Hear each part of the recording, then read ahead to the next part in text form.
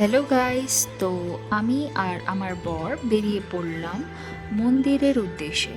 তো প্রথমে একটু মন্দিরের ইন্ট্রোডাকশন দিয়ে দিচ্ছি।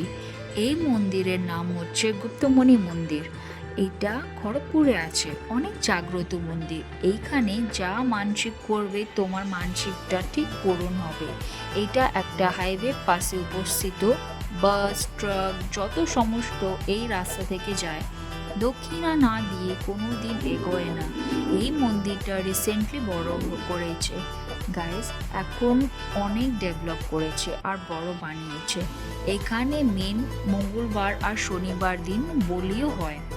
ওই দিনকারে অনেক ভিড় হয়। তো আমি গেলাম আর আমার বর গেলাম, যেহেতু আমাদের অ্যানিভার্সারি ছিল।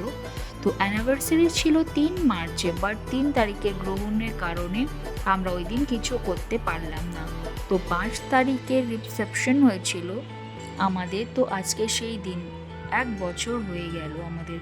তো ঠাকুরের আশীর্বাদ না নেব এরম কি হয়? তো পুজোটা শান্তিভাবে হয়ে গেল ফ্রেন্ডস, অনেক শান্তি পেলাম আমরা। তো ফ্রেন্ডস, আগে আরও অনেক কিছু দেখার আছে তোমাদের। তো ভিডিওটা ভালো লাগলে লাইক, কমেন্ট আর সাবস্ক্রাইব করতে ভুলবেন না।